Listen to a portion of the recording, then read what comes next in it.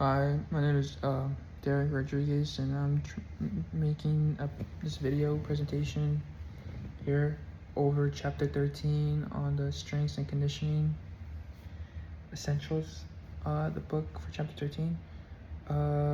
Pretty much I'm just going to go over what's it called?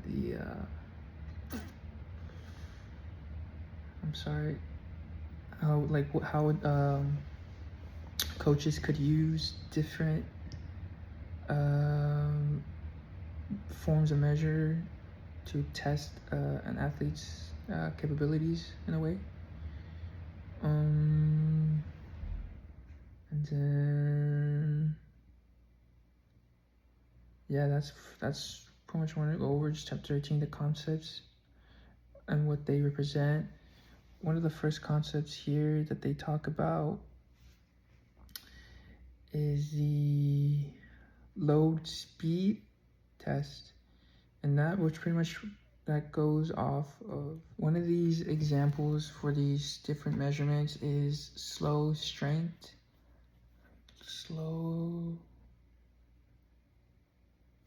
low speed strength, and what that pretty much represents is to determine the maximum strength of someone's capabilities. For example, the 1 rep max, that essentially just represents an athlete's ability to rep out as much weight as they can to like pretty much rep as much weight as you can for 1 rep, and that pretty much shows the max strength an athlete has and endurance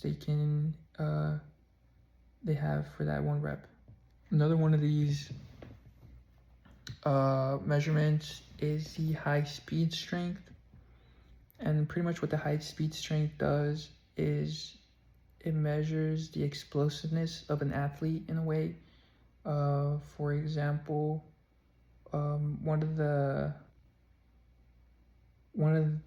tests you can do is a vertical jump, standing vertical jump, and that pretty much shows how explosive an athlete can jump.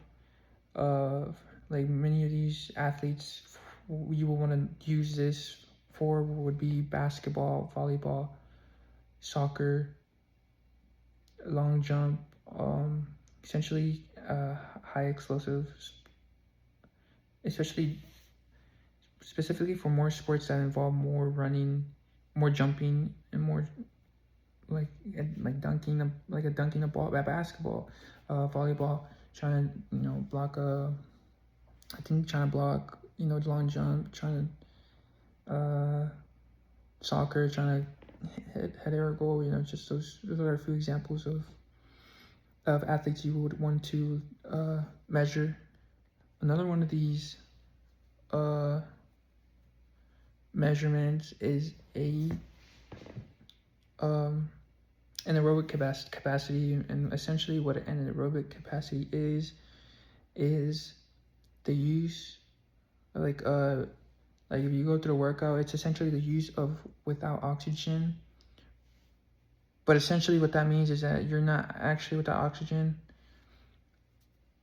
It's that you're primarily using other sources of energy, other fuel sources, such as I think that as one of the phosphagen system, and I think it might be the glycosis, or it's ATP is definitely in there. It might be the glycosis system. You're essentially just using these other systems to use while your oxygen is depleted, and essentially it's like a backup generator to essentially just help you out. And I think I wrote down here what one of these they use they use a 300 shuttle test, and that just helps measure anaerobic capacities, and test the limits and how much an athlete can just run and endure until there's just no much left in the tank. Another one of these tests you can definitely use on an athlete to check another aspect of an athlete's uh, components of their performance, different types of performance, is definitely one of them is the aerobic system. This pretty much tests how long you can endure using primarily your oxygen. I think oxygen tanks, how much aerobic capacity you have. It's just to test your max aerobic capacity and see. And the test you can do here is a 1.5-mile run, the 12-minute Cooper run. I think that's what it's called. Cooper, I have it. Yeah. And then the yo-yo, I think one of them is called the yo-yo run. Another form of testing an athlete is muscle endurance. This shows how much an athlete can push themselves through, how much these athletes can push themselves without getting fatigued, in a way where maximum muscular endurance or mass is different from this. This muscular endurance mainly serves as how far an athlete can go without being fatigued. Such ways you can test this is obviously through free weights, body weight, machine weight. I sneeze, but another one was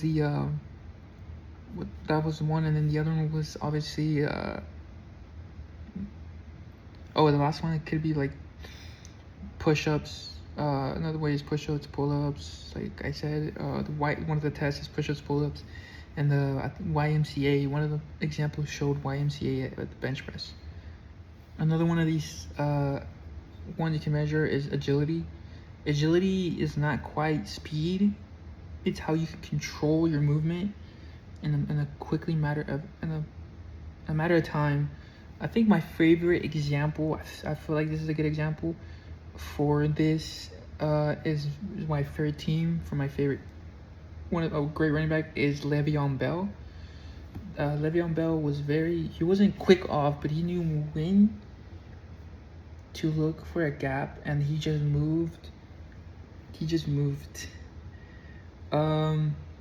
I don't know if that's a good example, but obviously agility is very important in soccer, basketball, football, especially these sports that are quick and go.